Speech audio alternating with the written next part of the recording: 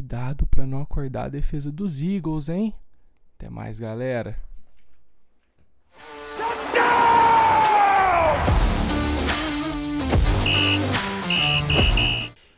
Ai, ai, Alex. Ai, ai, Alex. Bom dia! Está começando o timeout número 20. Ah. Desculpa. Não tenho palavras. Mano? Como é que você tá? Mano, a derrota é o de menos, Aham. porque por mais que eu tenha dito que o Eagles ia ganhar, era um resultado bem esperado, assim, da minha parte. Mas aí hoje de manhã, o maior Philadelphia Eagle da história, certo? Resolveu se aposentar, mano. Então, não tô bem não. Isso aí foi muito pior do que o vexame que a gente passou ontem. Isso foi um golpe duro. Pois é. Já por mais que estive fosse nessa uma coisa situação. que ia acontecer, né, não deixa de ser, sei lá, É. muitas coisas. Quando os Niners perderam o Super Bowl pros Chiefs, passou poucos dias, o Joe Staley anunciou a aposentadoria. Foi um golpe duro também, eu sei como é que é, mas assim, o Kelce é mais duro ainda porque ele é o maior jogador da história dos Eagles pra muita gente, inclusive eu acho que pra você, né? Sim, pra mim sem dúvidas, o segundo jogador com mais jogos, né, só atrás do Brandon Graham. Kelce, né, tem o Super Bowl, foi a outro Super Bowl também, tem recorde aí de mais jogos consecutivos, 6 vezes First Team All-Pro, né, vai estar no Hall da Fama, vai ter camisa aposentada, e pra mim é o jogador que mais representou o que é jogar pelo Philadelphia Eagles. E é um cara que todo mundo gosta, que teve aquele discurso fantástico depois do Super Bowl também. Então, é difícil, vai ser difícil substituí-lo ano que vem, né? Falando no sentido em campo, mas fora de campo também, pelo impacto que ele tem no time, na cidade, enfim. Então, difícil, complexo. Mas agora vai ter muito tempo pra apresentar podcast, né? Pelo menos isso. Então, Isso é verdade, ele merece. Ele trabalhou o merece. suficiente pra isso. tá. Então, dá os recados iniciais aí pra gente ir pros temas de verdade. Então, esse episódio especial, Playoffs da NFL, a galera não vai deixar de curtir o vídeo, de se inscrever no canal e de comentar aqui sobre tudo que a gente tá falando, certo? Vamos com tudo que esse episódio vai ficar especial, tá bom demais? Alex, então, vamos começar pelo último jogo da rodada de Super Wild Card, que foi super para alguns de fato, porque, cara, eu não vou... Óbvio que eu não tô contando vitória antes da hora, todo mundo sabe que eu sou um torcedor bem pés no chão, mas 3 dos principais candidatos aí a possivelmente eliminar os 49ers dentro da NFC caíram nesse final de semana. O Dallas Cowboys foi atropelado pelo Green Bay Packers, eu cantei essa bola aqui no timeout, hein? O Detroit Lions eliminou o Los Angeles Rams e o Philadelphia Eagles foi eliminado. Você tá sendo um cara de sorte, né? Eu ia brincar assim falando que ia ser um caminho Mickey Mouse, mas eu não sou desses. Não, você tá joga muito bom, com cara. quem chegou pra você, é sobre isso, é aquela coisa... se eu fosse torcedor, por mim, enfrenta toda vez o Carolina Panthers toda semana, né? Faz 17-0, nos playoffs também ganha o Super Bowl, o que importa é o título, isso. né? O caminho pode ser engrandecido de várias formas, mas com certeza prefiro ter um Super Bowl independente de como seja, certo? Mas fala então do meu Philadelphia Eagles, que, cara, foi um jogo pesado. Eu achava que esse time podia virar a chave aí pelo fato de ser a pós-temporada, mas fato é que foi um retrato dessas últimas semanas. É um time que, do lado ofensivo da bola, tem muitos problemas sistemáticos, então muita gente aponta o dedo ali, né, pro coordenador ofensivo, mas acho que é muito mais uma coisa do sistema, que cai muito mais na conta do Nick Sirianni, né? Um ataque que não tem muitas respostas para blitz, é um ataque que não tem muita movimentação antes do snap para facilitar as coisas para o quarterback, para os jogadores. E é muito assim porque eu uso o Run Pass Option, certo? E usa muito Shotgun Formation, e eu tava conversando isso ontem com uns amigos meus. Não tem problema o seu ataque ser assim, desde que ele não seja só isso. O ataque dos Eagles é estático e é só aquilo, então o ataque não disfarça como chegar nos conceitos que o Eagles gosta. Os ataques da NFL, eles não são tão complexos assim, no sentido de você tem várias coisas que você pode fazer, mas você disfarça muito bem as coisas que você faz bem, certo? E o Eagles não consegue fazer isso. E ontem o Todd Bowles mandou um monte de blitz pra cima do Jalen Hurts, que, cara, é um dos menores culpados pelo que aconteceu, porque ele não tem respostas pro que tava acontecendo. Então, muitas vezes, né, quem tava vindo pra blitz não era pego pelos jogadores, ele não tem aonde lançar, né, rotas no meio do campo. E o Devonta Smith ontem que, né, não acredito que desperdiçaram tudo que ele tava fazendo, né? Era o único cara ali que tava tentando colocar o time nas costas, né? Acho que diz muito sobre o tipo de jogador que ele é também, né? Ele quebrou o recorde, acho que foi do Philadelphia Eagles, de mais jardas num jogo de pós-temporada, né? Infelizmente, Ele né, teve foi o quê? numa Umas derrota. 140 jardas? 148, né? Quase 150 jardas e diz muito sobre o cara que ele é. E do lado defensivo, Matt Patricia, né? Quem diria que isso ia acontecer? Quem diria, né? Surpresa, uau! Pois é, eu lembro de falar aqui no timeout que era uma decisão muito arriscada, que se desse errado como deu, né? Acho que principalmente da forma como deu, colocaria o Sirianni em xeque, porque a defesa, por pior que tivesse, não estava trágica, certo? E dar mais responsabilidade ao Matt Patricia cairia muito na conta do Nick Sirianni. E eu até tuitei isso antes do jogo, assim, que ficaria surpreso se ele fosse demitido, independente do resultado, pelo histórico dele, por merecer, digamos, uma chance de consertar tudo isso. E acho que vendo a forma que aconteceu depois de sentir, assim, eu tuitei agora assim, tô indo lá gravar o timeout, querem algo? E a torcida dos Eagles tá todo mundo pedindo demissão do Nick Sirianni. Então, tô curioso pra ver como o Howie, como o Lurie, né, que é o dono dos Eagles, vai pensar em relação a isso, porque vai ditar aí os rumos dessa off-season, e por mais que seja uma questão de merecimento do Sirianni poder voltar, acho também que eu não culparia o dono dos Eagles, porque a gente tá num ciclo de head coach, depois, quando acabar a temporada, provavelmente a gente tem que fazer um programa só disso, porque tem muita coisa pra gente falar, né, mas aqui, né, a gente foca nos playoffs. A gente tá num ciclo de head coach muito importante, muito especial, com muitos nomes, então acho que se tem uma hora de você ir um pouco contra de merecimento é essa, né, mas também, não sei, sabe, eu acho que o Nick Sirianni pode sim resolver as coisas desde que ele não seja teimoso. Ele tem que ouvir vozes de fora e contratar técnicos melhores. Quando ele abriu mão do play call deu certo, promovendo o Matt Patricia não deu, mas essa foi muito idiota, cara. Isso não dá pra superar. Foi uma derrota que me surpreendeu pela apatia do Philadelphia Eagles. A gente Sim. comentou durante a cobertura que você olha nos olhos do quarterback e sabe quando ele vai conseguir virar um jogo, quando ele não tá preparado para aquilo. Bem no começo da partida, você via coisas estranhas acontecendo com o Philadelphia Eagles, um touchdown que vem numa jogada onde dois jogadores se trombam no meio do campo e deixa o wide receiver livre. Os Eagles com muita dificuldade de taclear o jogador. Aí você vê o semblante do Jalen Hurts, do Jason Kelce, de todo mundo ali no ataque. Tipo, é um sentimento de que não tem nada o que fazer. E eu até vi um cara que você gosta muito, assim, comentando desse jogo do Philadelphia Eagles, o The Honest NFL, falando que a sensação é que os caras no coaching staff dos Eagles sentaram, cruzaram os braços e esperaram que tudo fosse mudar magicamente como foi em 2022, sem que eles fizessem nada. E os Eagles realmente não fizeram grandes mudanças depois que começaram a entrar naquela espiral negativa depois da derrota para os 49ers. Então, era como se a gente venceu dessa forma, então nós vamos voltar a vencer também. Sendo que os adversários aprenderam a jogar contra o Philadelphia Eagles, né? Como você disse, não é um ataque complexo, não é um ataque que te oferece muitas alternativas, vai jogar dentro daquilo, então não é necessariamente o esquema, mas sim o sistema que existe por trás, né? E foi uma derrota muito sintomática de tudo que o Nick Sirianni construiu nessa temporada. A gente já falou aqui algumas vezes que ele é o técnico que a torcida dos Eagles vai gostar, porque ele provoca, ele é um cara irreverente, ele tem jogadas que ele fala que ninguém vai conseguir parar. Quando isso começa a dar errado, isso volta contra ele também.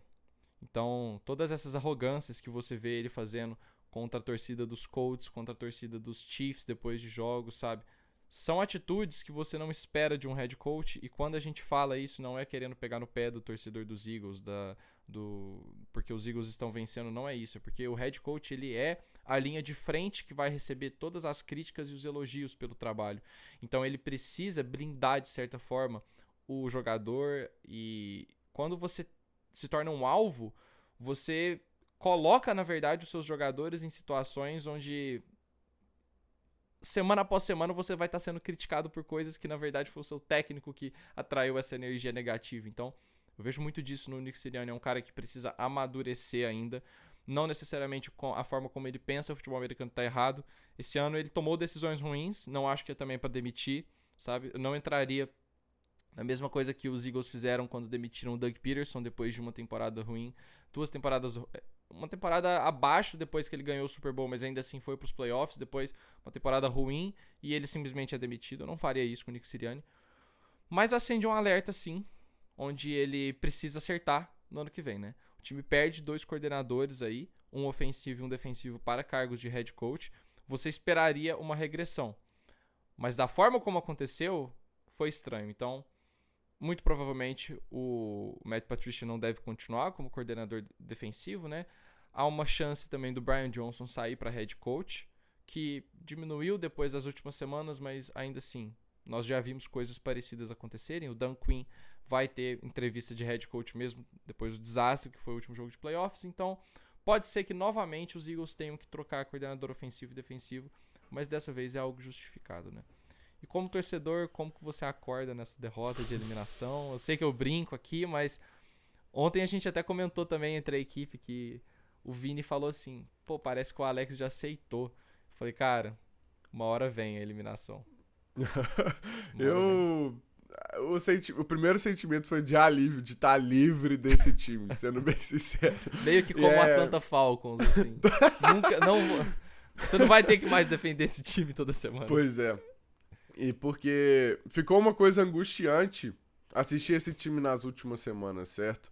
É estranho falar isso de um time com um dígito duplo de vitórias, mas esse é o sentimento do Philadelphia Eagles nas últimas semanas, de angústia, de impotência, de frustração, de não sair dessa espiral de fato, né? Então, acho que vai um pouco por aí, de estar me sentindo livre de verdade. Agora eu posso falar dos outros times, torcer pro meu Baltimore Ravens, nós vamos falar aqui de um monte de coisa, super alegria, sabe? E depois penso sobre, né? Acho que tem muito tempo aí nessa off-season pra eu sentir o que eu preciso, achar o que eu preciso. Agora é playoffs da NFL, tá tudo ótimo, porque eu já sabia que os Eagles não ia ter uma corrida aí pro título, pelo que vinha apresentando nas últimas semanas, certo? Então, acho que é isso. Beleza, então, passou. Vamos com calma agora. Já tiramos isso da pauta. Perfeito. Bora. Matamos em 13 minutos, Philadelphia Eagles, ok. Justo. Vamos falar então do Dallas Cowboys. Coisa boa. Falar de coisa boa. Tá cheio de pauta boa pra mim, cara. É inacreditável. Eu não poderia pedir por uma rodada de wildcard melhor, velho. Sério, eu tava com medo do Dallas Cowboys. Assim, eu não falo que eu tenho medo do Dallas Cowboys, porque a gente já falou aqui algumas vezes que enquanto o Mike McCarthy estivesse nesse time, essas coisas iriam acontecer. E que surpresa, aconteceu de novo. Sim. Mas eu ficava pensando assim, pô, vai que esse time joga bem no final de conferência, sabe? Eu não ia querer ser o cara eliminado pelo Dallas Cowboys numa final de conferência. Não de jeito nenhum. Você ia ter que ouvir pouca coisa. Eu ia ter que ouvir muita coisa e, querendo ou não, é o maior rival da minha franquia, historicamente falando, assim. Eu, como torcedor, não escondo, eu odeio Dallas Cowboys como torcedor. Isso não muda o respeito que eu tenho pela franquia, mas assim, não me peça pra gostar do meu rival. Desculpa. E foi uma derrota acachapante, né? Você tomar aí... Tava 32-16 em um certo ponto ali do último período. E aí o Jordan Love ainda lança mais um TD, ainda tem mais um touchdown corrido e você não vê nenhuma resposta da defesa de Dallas, que eu havia comentado que era uma defesa superestimada. Tem um dado que correlaciona as notas da PFF com as performances defensivas do Dallas Cowboys ao longo das semanas, né? E eu vou tentar até colocar aqui essa imagem na tela.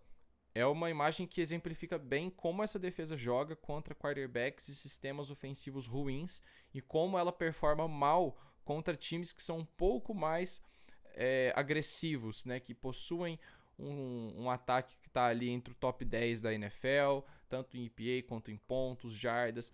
Tem um jogo ali contra o Arizona Cardinals que foi um pouco fora da curva também, mas não era uma defesa dominante. E novamente, cara, não é querendo pegar no pé, mas o Micah Parsons precisa aparecer em um jogo decisivo, cara. Nas últimas 2 eliminações de playoff do Dallas Cowboys, o Micah Parsons não apareceu. Foi como se ele não fosse um fator. E dentro desse confronto que foi contra os Packers, é claro que o ataque dos Packers iria agredir a defesa do Dallas Cowboys. O Jordan Love estava jogando muito bem, isso não era uma fase, era um padrão que vinha acontecendo aí desde a semana 10, da semana 11. Os recebedores jovens do Green Bay Packers evoluíram ao longo da temporada, tanto o Jaden Reed como o Romeo Doubs, que teve um jogo espetacular, né? O seu Romeo Doubs. Meu Romeo Doubs, E, campeão cara, de Fantasy da Endzone Brasil, né? É verdade, né? Ele tava no seu time. Exato. E assim, cara, eu cheguei a twittar isso durante o jogo. Foi uma aula esquemática do Matt LaFleur.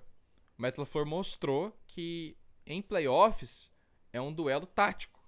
E você não vai... Ah, beleza, legal. Ganhou 8 jogos em casa na temporada regular. Beleza? Bonito isso daí no recorde, assim. É legal, é bacana você jogar isso no Instagram, no Twitter.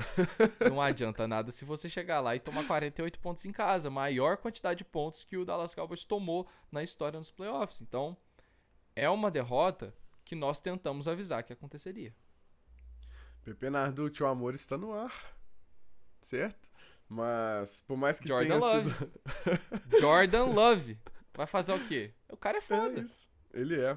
Por mais que eu tenha separado o matchup, né, lá na thread do Endzone no Twitter, né? A gente separa os matchups dos jogos dos playoffs. Eu coloquei o Mike McCarthy contra o Joe Barry.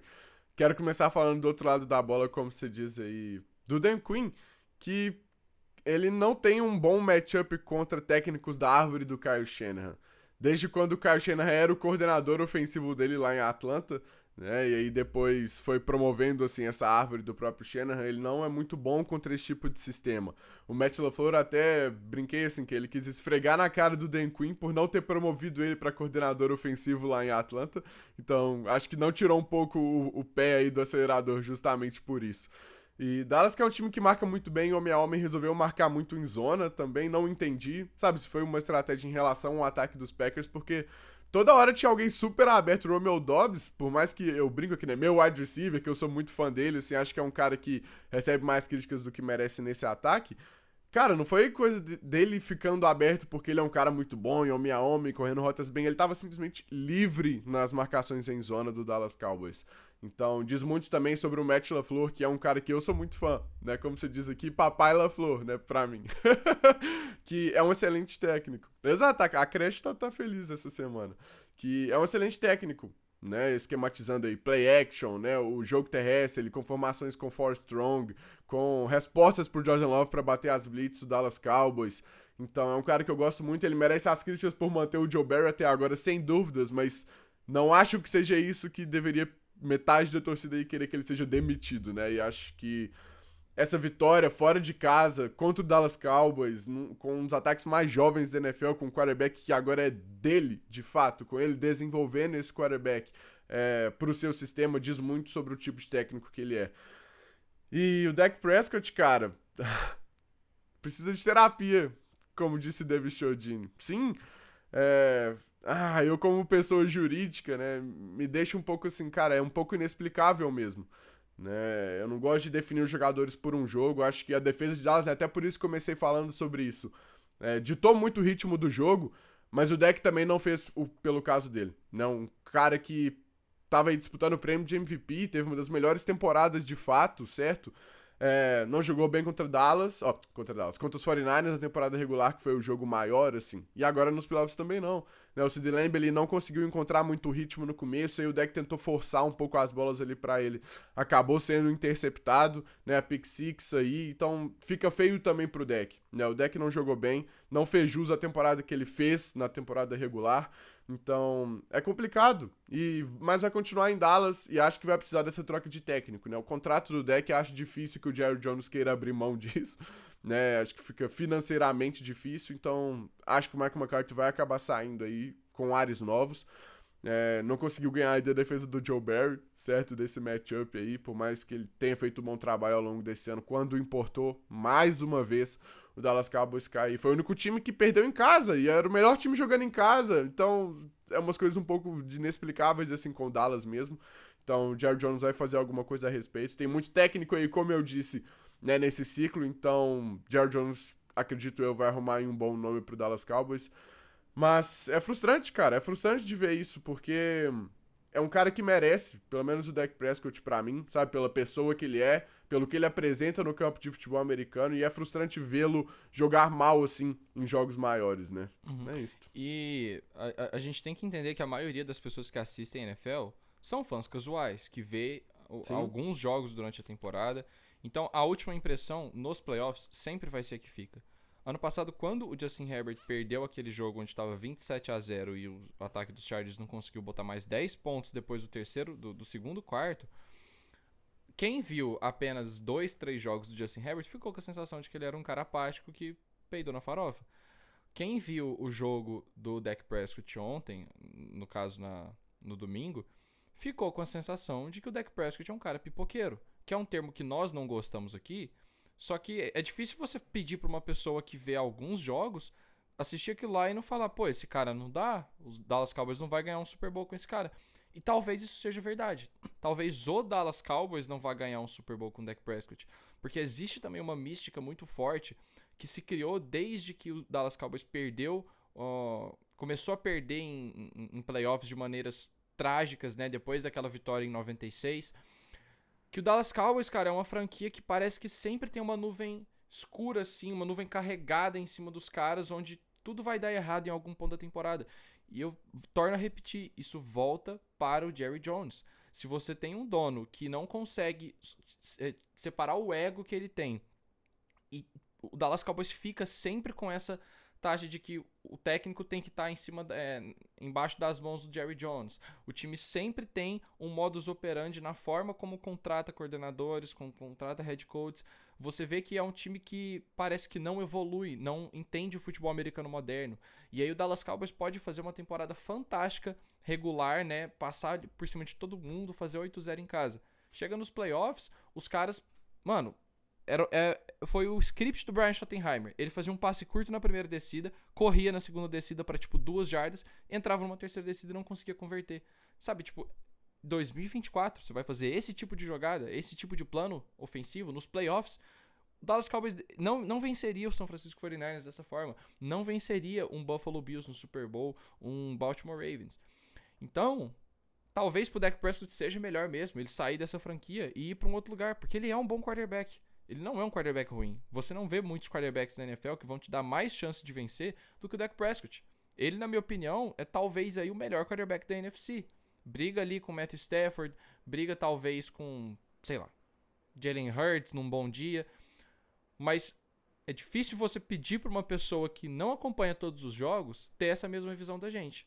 Eu simplesmente não vou argumentar contra, sabe? Porque a temporada se resume aos playoffs, querendo ou não. Se você constantemente joga mal em playoffs, algo de errado tem com você, ou com a sua franquia, ou com o seu psicológico, como você falou. É isso, eu acho que vai muito pelo psicológico. A gente pode falar muito aqui do que acontece no campo, mas acho que tem muito essa pressão em cima do Dallas Cowboys sempre, cara. Por ser essa franquia histórica, por ter, cara, a maior sequência de idas aos playoffs e não chegar na final de conferência. Isso é do Dallas, exato. Então, não é como se fosse o Detroit Lions, que não tava indo aos playoffs, não joga jogo de playoff em casa. Dallas sempre tem chance e sempre acontece alguma coisa, certo? Então, o Dak Prescott é um cara muito bom. Eu não consigo assistir os jogos do Dak e dizer que Dallas não tem chance de vencer por conta dele. Mas acho que uma separação por motivos extracampo mesmo, né, de desgaste dessa relação, talvez seja necessário. Cara, é o casamento que não tá dando certo. Você pode ter ali 2 peças muito fortes, um time muito bom, um quarterback muito bom. Não deu liga. Isso acho que diz também um pouco sobre os técnicos, porque esse time do Dallas Cowboys é bom, cara. Quem draftou o Sid Lamb? Dallas Cowboys. Quem draftou o Darren Bland? Dallas Cowboys. Quem draftou o Trevon Diggs? Dallas Cowboys. Quem draftou o Michael Parsons? Dallas Cowboys. Então é um time que sabe draftar, que tem boas peças, né? Essa linha ofensiva é muito forte também. Linha defensiva, sabe? É um time muito forte, tem um bom quarterback, mas tá tudo na mão do Mike McCarthy. E eu falei isso ao longo de toda a temporada e eu meio que, sei lá, eu como pessoa jurídica, assim, fechei um pouco os olhos. Eu falei que tinha uma voz assim na minha cabeça. Não confia no Mike McCarthy, não confia no Mike McCarthy. E tem coisas que não tem como fugir, eu acho. Então, por mais que tenha um bom time, tenha um bom quarterback, resume um pouco a isso também. Sim. E você falou aí do time que tá há mais temporada sem chegar numa final de conferência, né, sem chegar no Super Bowl. O segundo time é o Miami Dolphins, que tá com 10 temporadas. E... que derrota, hein? O Tua... Então, vamos lá. Eu vou passar rápido por essa pauta, porque o jogo foi sábado, então muita gente já falou sobre esse jogo. O ponto que eu vou falar aqui é o seguinte. Quando a gente fala um dado negativo, algo negativo de uma franquia, a gente não tá pegando no pé. É uma preocupação genuína. Você jogar mal 100% das partidas que você faz contra times bons diz algo. Diz algo sobre o seu quarterback, diz algo sobre o seu head coach. A gente não tá falando que tem que cortar o Tua Tagovailoa, não tá falando que esse time nunca vai conseguir ganhar esses jogos. Mas é o que acontece, a gente tá narrando fatos. O Mike McDaniel fez um péssimo plano de jogo contra o Kansas City Chiefs, sabe? Ele não correu com a bola quando ele deveria ter corrido, ele tomou decisões bizarras de fazer screen o tempo inteiro, não soube esticar o campo com o Tua Tagovailoa, e aí a gente pode debater os 1000 motivos que isso vai acontecer. Mas eu sou da teoria de que se você tá em campo, se você tá na chuva, é pra se molhar. Então, se você não confia no seu quarterback, você já precisa ter isso em mente e tentar arrumar alguma forma de você contornar isso. O Tua Tagovailoa fez um passe para touchdown nesse jogo, que foi um péssimo passe. O passe foi ruim, o passe foi underthrow. Só foi touchdown porque o Tyreek Hill é um bom recebedor e conseguiu corrigir a rota. O Tua Tagovailoa nunca teve um grande jogo na carreira em um momento decisivo. Ele nunca teve uma partida na reta final da temporada onde ele bateu no peito e falou, deixa comigo. Ele já teve quatro situações onde, se ele vencesse, o time poderia se classificar para os playoffs ou ser eliminado, e o Tua jogou mal em todas essas situações. Então, a gente está numa situação onde, obviamente, ocorreram outros problemas na partida. Não estou tentando ser reducionista aqui e colocar tudo na culpa do Tua Tagovailoa. Mas, inevitavelmente, é impossível a gente não falar sobre isso quando a gente vê o Josh Allen tendo maus momentos na temporada e quando a coisa aperta, ele bota a bola debaixo do braço e resolve a parada. Quando a gente vê o Lamar Jackson, quando a coisa aperta e ele precisa garantir uma seed 1, ele vai lá e mete 56 pontos no Miami Dolphins. A gente vê quando a coisa aperta, por exemplo, o time do Detroit Lions ir lá, fechar a casinha e segurar o Los Angeles Rams. Por quê? Por conta da cultura, por conta do que o técnico se propõe a fazer. O Miami Dolphins segue sendo um time que brilha também, assim como o Dallas Cowboys, brilha em setembro, brilha em outubro, brilha em novembro. Quando chega a hora de realmente ir lá e fazer, quando importa mesmo, acontece o que a gente viu aí no Arrowhead Stadium, sabe? Acontece o que a gente viu na semana 18. O time não consegue fazer o dever de casa e se coloca numa situação ruim, eliminado depois de, beleza, meteu 70 pontos no nosso queridíssimo... Ah lá o joinha. Meteu 70 pontos no Denver Broncos. Eu descobri outro, tá? Olha aqui. Tem esse? Eu acho que tem. E fake news. Eu acho que tem. Fake Ou então news. é assim. É alguma coisa assim. Ah lá. É os balãozinhos. Não tava esperando esses balões. Balões, inclusive, balões, parabéns pro nosso querido Christian Metalúrgico lá da redação, certo? Parabéns, Christian, um beijo pra Christian. você. Tamo Feliz junto. aniversário, tamo junto. Muito bom. Cara, falando aí desse jogo, eu acho que também, então, você tocou nesse ponto dos Dolphins que eu concordo bastante, falar do lado do Kansas City aí, dessa defesa do Steve Spagnuolo, que, cara, que prazer que é assistir essa defesa. Defesa muito jovem aí, com peças draftadas por Kansas City, muito agressiva, né? Toda hora você via o Snead colocando o Tyreek Hill no chão, em marcação em press, e não dava tempo pro Tua. Então, é sempre gostoso de assistir essa defesa nos playoffs. E do outro lado, o Mahomes continuando sendo o Mahomes. Né, um ataque aí bem focado no Kelce, que dropou umas bolas, mas principalmente no Rashee Rice, que era o que a gente vinha pedindo desse ataque há um tempo. O Mahomes não tinha outras armas confiáveis para além do Kelce, mas o Rice apareceu para tomar esse lugar, certo? Então o Mahomes ainda fica um pouco receoso de lançar para outras pessoas, mas ele pode forçar um pouco a bola ali pro Rice, que tem mais confiança, tem recompensado o quarterback por, né, colocá-lo como alvo. E aí queimando muitas blitz do Vic Fangio, que a gente sempre fala que não dá pra mandar blitz pra cima do Mahomes, mas eu não culpo o Vic Fangio. É uma defesa também que estava cheia de lesões, certo? Acho que não tinha muito o que fazer em relação a isso, conseguiu forçar uns passes errados, mas o ataque do Miami Dolphins não conseguiu acompanhar para fazer esse complemento, certo? Com essa estratégia do Vic Fangio. E aí o Mahomes, cara, uma quarta descida lá que ele resolve com as pernas também, é um cara que coloca a bola embaixo do braço, independente de qualquer coisa, no frio, no calor, contra blitz, sem blitz, contra defesa boa, defesa ruim, vai lá e resolve. Então também sempre um prazer assistir esse cara jogar, de apreciar. E muito feliz que a gente vai ter Chiefs e Bills no divisional. Sempre tem um Chiefs e Bills, certo? Então. Pois é, a grande rivalidade da AFC. Sim. Muito bom. Inclusive, a gente vai falar desse jogo numa live, primeira live aqui do Time Out, tá? Na Time Out ao sexta-feira. vivo, vamos! E é isso daí, conto com todos vocês. E vai ser muito legal. A gente vai atualizar o nosso bracket, porque tivemos aí alguns contatos. Inclusive, Alex, mano. Vamos lá, pausa aqui na nossa pauta, porque eu queria te perguntar uma coisa, cara.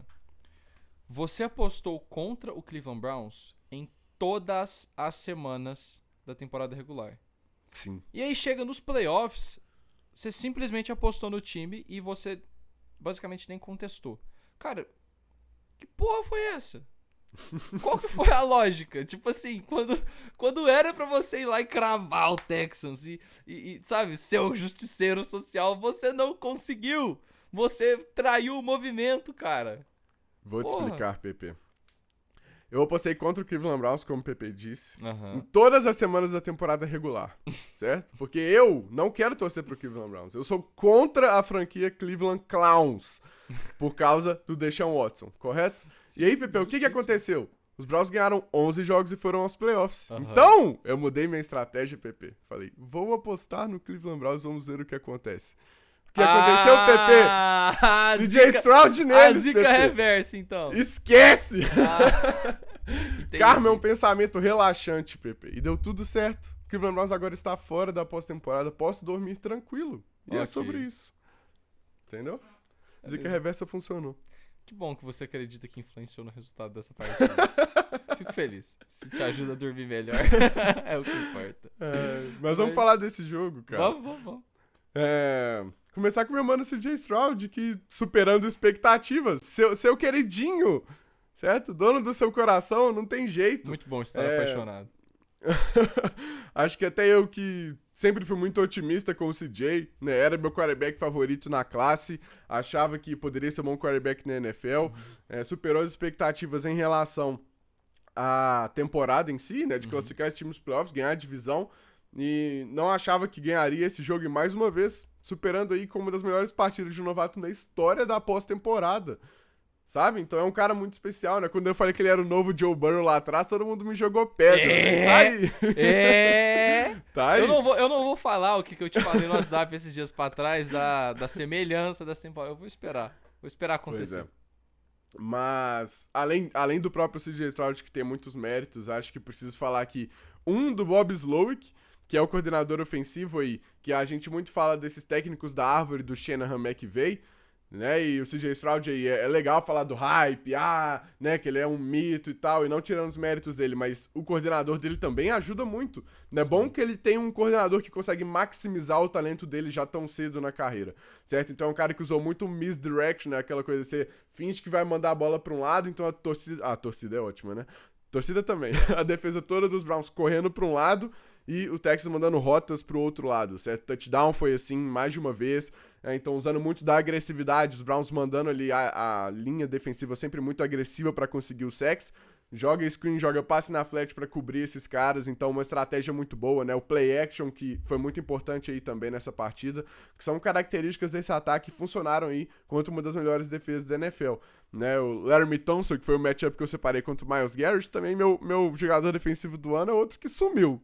certo? Tunsil aí, que é um dos excelentes tackles, né, da NFL, anulou ele bastante durante o jogo. E o DeMeco Ryans, que por mais que a gente fale da cultura, né, San Francisco 49ers e todo mundo joga agressivo pra cima, é um cara que entende muito da bola, tá? Então ele também sabia esquematizar bem a defesa, certo? Então fechou aí o jogo terrestre dos Browns, que também é fundamental pro Joe Flacco funcionar, né? Eles usam muito do play action, esse ataque do Stefanski, né? O jogo terrestre, personnel pesado, diverso, então você tirando o jogo terrestre aí do Cleveland Browns é muito importante. O Derek Stingley seguindo a Amari Cooper, que é uma coisa que a gente não viu no outro jogo. O DeMeco, né, saiu um pouco assim do plano, colocou o Stingley pra seguir o Cooper, não apareceu. E forçou os turnovers, que era fundamental nessa partida, porque o Flacco, cara, é um quarterback muito agressivo. Então, você vai ver bola no fundo do campo, bola em janela curta, que muitas vezes dá certo e vinha dando certo nessa corrida aí do Joe Flacco, mas é justamente isso que te leva a ter 2 pick six. Tem jogo que vai ser assim. E calhou de ser num jogo de pós-temporada, em um jogo que a defesa não estava acompanhando. Então, muito, muito legal de ver o DeMeco Ryans, né, colocando essas coisas esquemáticas, culturais, né, na defesa, e também o ataque aí com o CJ, com o Bob Sloak. É legal de assistir esse Houston Texans, mas semana que vem eu não vou torcer não, infelizmente. Ah, eu vou torcer muito para o Houston Texans, cara. Se eu já era CJ Stroud, mano, agora é mundinho CJ Stroud. 200% CJ. Não tem como, cara. Outro jogo que rolou aí, que a gente falou aí brevemente, que vai ser o próximo confronto, né, Chiefs e Bills. Falar aí do Buffalo Bills, que Josh Allen teve um jogo limpo, acreditem ou não. 4 touchdowns, mais de 300 jardas totais, né. O playoff Allen, bom, está de volta, né. Uma partida sem muitos sustos, né? Os Bills dominaram ali por toda a partida, abriram ali uma boa vantagem e administraram ela até o final, né, do jogo. E os Steelers, que é aquela coisa, você não vai torcer pro time perder jogos, é claro. Então o Mike Tomlin não é culpado pelo time estar sempre tendo campanhas positivas, mas o Pittsburgh Steelers, ele entrou numa inércia muito forte desde que o Big Ben se aposentou, estava ali nos anos finais da carreira, onde o time não é ruim o suficiente para ter que fazer uma reformulação, tancar e selecionar um bom quarterback, começar um novo projeto, e o time não é bom o suficiente para vencer um jogo de playoffs. Então, eu até brinquei, o Pittsburgh Steelers tinha que ser proibido de ir para os playoffs durante um tempo para conseguir reformular a franquia, porque o time não vai ganhar um Super Bowl assim, não vai vencer um jogo de playoff com o Kenny Pickett, com o Mason Rudolph, mas vai vencer jogos suficientes para estar ali na seed 7. Então, sabe, a sensação que eu tenho vendo o Pittsburgh Steelers jogar é que todo ano a torcida comemora que vai para os playoffs. Ei, chegamos lá! Fomos eliminados. É sempre isso, sabe? Tipo, e outras franquias também são eliminadas nos playoffs. Eu não tô falando que isso é só um ônus do Buffalo, do Pittsburgh Steelers. Mas é aquela coisa, você vai ver o jogo do seu time esperando a vitória, esperando que você pode chegar no Super Bowl. E eu acho que todos os times dos playoffs têm um pouco disso, sabe? Até mesmo o Tampa Bay Buccaneers, que a gente falou até algumas vezes que poderia ser a equipe mais fraca desse playoffs. É um time com muita alma, é um time que tem ali, querendo ou não, o Baker Mayfield, que é um cara maluco, que solta umas bombas de vez em quando e que tem muito coração também, sabe? Tem um ataque que tá saudável na medida do possível. O Pittsburgh Steelers não tem um quarterback talentoso, não tem um ataque com muitas opções, sabe? Então, legal, o Pittsburgh Steelers teve novamente uma campanha positiva, mas já tá na hora do time pensar um pouco além disso. Eu quero falar de 4 coisas sobre esse jogo, Pepe. Apesar de que nas minhas anotações aqui tem escrito Josh Allen. Só. Só isso. Eu só preciso falar isso. Josh Allen. Cara, é muito bom estar certo também, né? Vamos lá, o pessoal fala quando... A gente defende o Josh Allen quando ele tá sendo interceptado, quando ele tá perdendo o jogo, então, né? Se pagou. Pegando primeiro nesse ponto do Mike Tomlin, eu acho que ele é um excelente técnico. E... Sim. Eu entenderia se o Steelers também por essa questão do desgaste, sabe? Do jeito que tá, não tá funcionando, então vamos separar aqui esse casamento, né? Como os Patriots do Belichick, por exemplo, né? Apesar de que o Belichick, né, tá aí no topo do draft, o Mike Tomlin nos playoffs de novo, eu entenderia. Mas eu acho que ele é um ótimo técnico, ele só precisa acertar na posição de coordenador e quarterback. É muito difícil vencer sem um bom coordenador e um bom quarterback. E o Mike Tomlin mostra que ele consegue vencer apesar disso. Mas acaba deixando o Steelers talvez um pouco complacente em relação a isso. Certo? Eles até tentaram ali com o Kenny Pickett, que, pô, quem diria também, sabe? Então, eu quero que o Steelers seja agressivo em relação à posição de quarterback, pro Mike Tomlin ter mais chance do lado ofensivo da bola, porque ele é um cara de cultura, é um cara que entende muito do lado defensivo, certo? Então, eu gostaria de que ele continuasse como técnico do Pittsburgh Steelers, desde que acertasse no lado ofensivo da bola, certo? Josh Allen. Josh Allen! O que dizer sobre Josh Allen? Certo? Aí, mais uma vez nos playoffs, beleza que contra o Pittsburgh Steelers aí sem o TJ Watt, né, não é das tarefas mais difíceis, mas, cara, aquele touchdown que ele fez, que ele simplesmente coloca a bola embaixo do braço e ninguém vai parar, irmão. Só para lá na endzone, só para na casinha. É um cara muito especial, né? Eu adoro falar que ele é um alienígena, assim, pra mim, né? Um dos melhores quarterbacks da NFL. É um cara muito, muito, muito gigante, né? E tô muito ansioso pra ver como vai se comportar em casa na próxima rodada, né? Porque é um cara muito diferenciado. E falar do... Cara, esse jogo não pode ser em estádio coberto, eu preciso tocar nesse assunto. Cara, como foi divertido assistir a torcida do Pittsburgh Steelers jogando neve pra cima e fazendo festa e caçando um lugar no meio das coisas, né, naquela atmosfera de futebol americano. Uma coisa é lógica, se tem risco de vida para as pessoas de chegar lá na nevasca, se não vai ter como, né, os primeiros socorros conseguirem atender as pessoas por causa da estrada, cara, tem que cancelar mesmo, isso é óbvio, né? Isso é muito mais importante do que o jogo. Mas jogar futebol americano nos elementos é especial. Nem tudo precisa ser na maior eficiência possível, né? Jogar dentro do dome é muito fácil. Pergunta o Peyton Manning como que era jogar dentro do dome e fora do dome, a diferença, né? Pergunta pra qualquer outro quarterback aí. E é divertido assistir porque você dá chance de coisas especiais acontecerem, de coisas mágicas, legais acontecerem. Então tem estádio que tem que ser aberto, cara. É um pouco sobre isso também. Jogar na chuva, jogar na lama, jogar na neve, isso faz parte do esporte. Né? Acho que eu vi muita gente brincando assim, quer ver jogo em dome, vai assistir NBA. Que o futebol americano é um pouco disso, né? De ter os elementos envolvidos. Então foi muito legal assistir esse jogo dessa forma, sabe? Assistir jogo na neve fica um pouco mais bonito, assim, é mágico. Eu não gosto. Pepe, sai fora, mano. Não, sai fora. Do jeito que foi o jogo dos Chiefs, o jogo dos Bills, beleza, não tava nevando durante o jogo.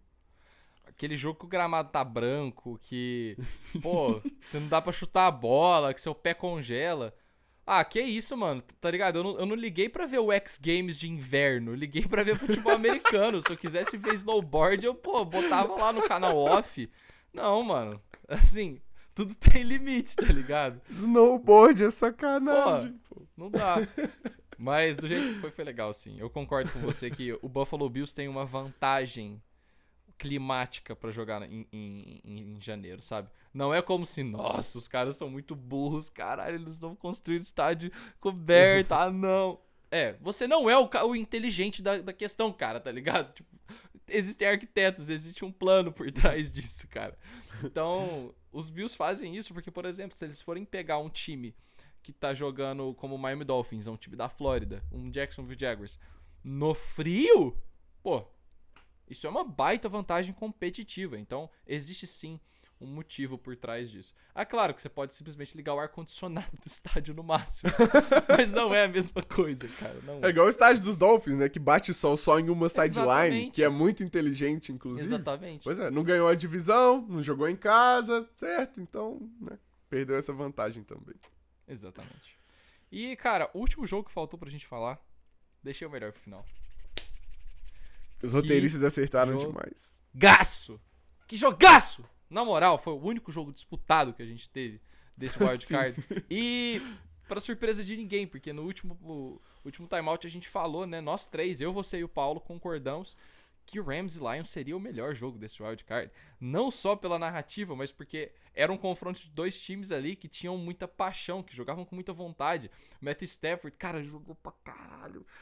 Ele provou o meu ponto de que eu não queria enfrentar ele nos playoffs.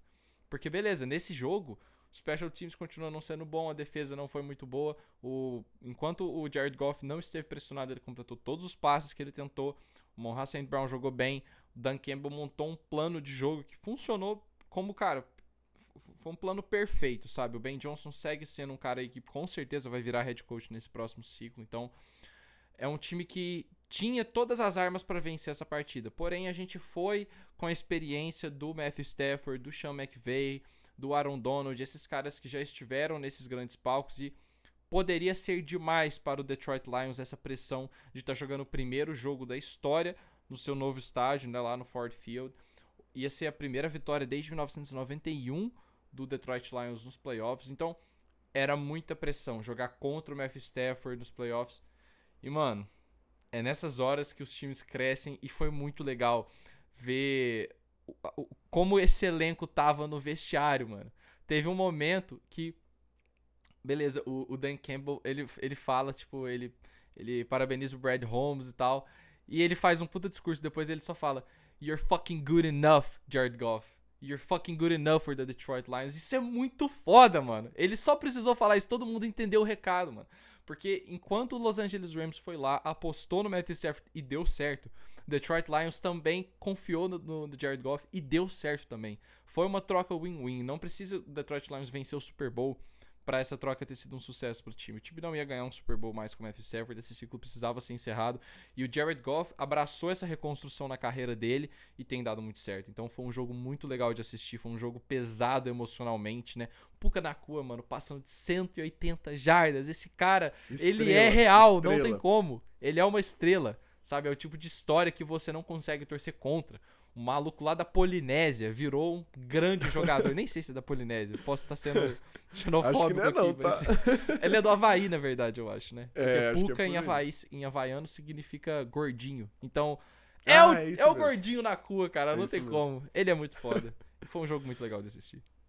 Sim, e você diz dessa mudança de ciclos que precisava ocorrer, né? Da gente falando disso muito ao longo desse programa. E acho que representa também um novo ciclo pro Detroit Lions. E acho que a torcida fez muito parte disso. Cara, tava muito barulhento o estádio, cara. A torcida fez muita parte desse jogo e conseguiu aí segurar o Los Angeles Rams, que teve a chance de ganhar esse jogo, certo? Pra mim, o Sean McVay, cara, que é meu técnico favorito no aspecto tático do jogo, certo? Como ele pensa futebol americano. Mas as decisões que ele toma controlando o relógio, pedindo timeout, arriscando quarta descida, custam jogos.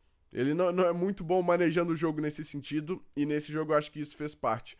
Chegou ali na red zone várias vezes e teve que chutar vários field goals. Teve, entre aspas, né? Decidiu chutar vários field goals. Deu field goals aí pra menos de 30 jardas, que acho que tinham situações que ele poderia ter ido atrás dos pontos, né? E o Dan Campbell, por outro lado, quando teve a quarta descida na red zone, arriscou, foi recompensado com o touchdown do Laporta. Então, acho que diz um pouco dessa diferença dos dois, né? E da cultura do Dan Campbell. Que no primeiro tempo aí o jogo muito, né, big play, o ataque dos Rams era um matchup ruim para a defesa dos Lions, né, que foi até o que eu escolhi lá pra trás do endzone, e vice-versa. O Puka Nacua aí joga com o Matthew Stafford e quebra recordes, né? E o Puka Nacua aí quebrou recorde ao longo da temporada toda, quebrou por um novato com mais jardas aí nessa partida. E do outro lado, o Ben Johnson espalhando muito a bola, né? Esse time de Detroit, cara, ele tem vários alvos. Eu sou muito fã do Brad Holmes, que você citou aí, que é o GM do Detroit Lions. A gente reclamou muito no draft do valor posicional, né? Mas se invertesse as posições, assim, né, que a gente dizia, seria um draft muito bom, porque ele escolheu bons jogadores. Então, às vezes, você compra uma água por R$20 ao invés de 2, mas você mata a sua sede. Então, foi um pouco isso, né? E aí... Cara, teve vários alvos aí pra espalhar, pra ajudar o Jared Goff, né? E o Ben Johnson aí mostrando com play action, passe curto, né? Passe no meio do campo, que era a fraqueza ali dos Rams, porque vai virar head coach. Então, muito legal ver isso do Detroit Lions. Essa torcida merecia, né, ter essa alma lavada, e é muito legal que seja o Jared Goff, né, um cara que foi mandado pra lá, tipo o Patrulha da Noite de Game of Thrones, né, e conseguir ter esse renascimento, essa nova era de ser, ao invés de você esperar o pessimismo desse time dos Lions, de você ter esperança, que é a coisa mais importante de todas como torcedor, você ter esperança, se acreditar que seu time vai conseguir vencer esse tipo de jogo, certo? Então, acabaram com, né, aquele saco de lixo que ficava na cara, né, o papelão, que agora, mano, teve torcedor dos Eagles com isso, cara, é muito engraçado, o time 11-6 nos playoffs, e é realmente como a gente tá se sentindo, cara, com um saco de lixo na cabeça. Eu achei que você não ia lembrar que o Eagles foi eliminado aqui, porque a gente tá num clima tão legal no programa, pois é, mas eu ia te lembrar, cara. Então, que bom. O Eagles estraga tudo, cara. Mas feliz pela torcida dos Lions, né, de ter essa nova era de esperança, né? É muito especial isso. Sim. E então, somos 8. Sobraram aí São Francisco 49ers, que agora também acabou o modo PP zoeiro. Agora é foco total. Assim como o time tá com a mentalidade aqui, ó. Foco nos Packers, eu também, eu sou parte do time. Então sobrou Niners, Packers, Buccaneers, que a gente não falou também muito nesse programa, focamos mais nos Eagles, mas vamos falar na live de sexta-feira. E Detroit Lions. E no outro lado sobraram Baltimore Ravens e Houston Texans. Jogaço isso daí, tá? Não deem esse jogo como vencido. CJ Stroud is him. Buffalo Bills e Kansas City Chiefs. Uma dessas equipes vai conquistar o Super Bowl. E, sinceramente, eu acho que são surpresas, mas são os times que estão jogando o melhor futebol americano em janeiro. Então, é justo. Não dá pra falar que essas equipes não merecem estar ali. O Green Bay Packers, que apesar dos pesares, cresceu no momento certo, tá jogando muita bola, vai fazer um jogo de igual para igual contra os 49ers. O Tampa Bay Buccaneers não tá nem aí. Ah, o time não é tão talentoso. Tá no Divisional Round. Vai falar que não é merecido, vai. E, cara, sexta-feira é igual eu falei, Alex. Vamos estar aqui falando sobre as prévias, refazendo o nosso bracket, né? Porque já foi pro... Assim, eu queria fazer uma menção honrosa aqui. A nossa querida amiga Verônica Tosarini, a Bevito simplesmente acertou um palpite no bracket, que foi que os Lions venceriam, né? E alguém até comentou, tipo assim, nossa, estou com medo dos Lions ir para o Super Bowl agora, de você zicar o Niners e tal. Mas aí outra pessoa comentou aí embaixo, não tem como, porque não tem mais nenhum confronto possível que a Bevito colocou. Tipo assim, todos os confrontos do Divisional Round são confrontos impossíveis. É muito bom isso, cara. Então, é isso. Todos nós estamos ruins no Super Bowl Challenge, mas não tem como, cara. Eu pelo menos acertei a minha zebra, que foi o Green Bay Packers. Estou feliz com isso, né? Playoffs da NFL, é isso. Todo domingo tudo pode acontecer e é por isso que a gente chama futebol americano, por isso que é tão difícil o Super Bowl Challenge, né? Ainda mais nesse tipo de situação que é jogo único. É muito especial por conta disso. Eu entendo a forma como a NBA funciona, por exemplo, de quando você coloca 7 jogos, a chance do melhor time de fato passar é maior. Porque quando você é o melhor time, você tem mais chances de vencer. Jogo único é jogo único. Se não é seu dia, não é e acabou. Então, você tem que ter o elemento da sorte. Futebol americano é especial por isso. Por isso que é tão valioso ganhar um Super Bowl. Então, estou animado para nossa live, que para mim é o melhor final de semana de futebol americano, é o Divisional Round, certo? Então, temos excelentes confrontos, cara. Eu tô feliz com praticamente todo mundo, independente dos resultados, certo? Que passarem pra final de conferência. Então, vai ser muito especial essa temporada aí. Acho que esses 8 times, como você disse, são os 8 times que estão jogando melhor, né? Então, não tem como tirar o mérito deles aqui. Vai ser absurdo. Vai ser absurdo. Uma coisa que eu queria ressaltar aqui, é engraçado olhar pros quarterbacks das conferências. Isso daí eu vou dizer. Falando em voz alta, é óbvio que esses caras estão jogando bem. Mas falando em voz alta é engraçado. É o Brock Purdy, Jordan Love, Jared Goff e Baker Mayfield de um lado. Sim. Patrick Mahomes, Josh Allen, CJ Stroud e Lamar Jackson do outro. Tipo assim, é muito discrepante, tá ligado? Mas isso não quer dizer isso diz coisa também. Mano, diz também que não é tudo sobre o quarterback. Exatamente. Certo? Não é tudo sobre o quarterback. Exatamente. Por isso que não existem QB wins, a não ser que seja com o Dak Prescott. Aí existe. Ah, meu Deus! Brincadeira, torcida dos Cowboys. É a última vez que a gente vai falar do Dallas Cowboys aqui em muito tempo no programa. Então, é isso. Semana que vem pode ser a última vez que a gente vai falar dos Niners. Pode ser a última vez que eu vou estar nesse programa também. Então, né? Não sei. Mas, Alex, é isso. Chegamos ao fim do nosso programa. Lembrando mais uma vez, porque propaganda nunca é demais, sexta-feira estaremos aqui nesse horário também. Na verdade, não nesse horário, né? As pessoas não sabem que a gente grava 11 horas da manhã. Então, sim. Importante falar o horário. 11 horas da manhã, vamos estar aqui no canal do Endzone Brasil refazendo o nosso bracket. Então cola lá, vamos responder perguntas que vocês mandarem, vamos interagir com vocês e também vamos fazer os nossos palpites para esse restante de pós-temporada, né, Alex? Isso mesmo, Pepe. A galera abraçou o timeout aí, principalmente, né? Ao longo da temporada toda, mas principalmente depois dessa semana aí com o Paulo. Também queria agradecer a todo mundo, certo? Quem tá aí desde o começo, quem tá chegando agora, muito obrigado, porque vocês assistem, vocês curtem, vocês comentam, então é muito especial pra gente, vocês valorizam o nosso trabalho, então a gente quer agradecer. E a gente vai recompensar vocês com mais trabalho. Tem playoffs, tem trabalho, tem esse timeout, vai ter timeout extra, certo? Então vamos com tudo que vai ser maravilhoso. Touchdown!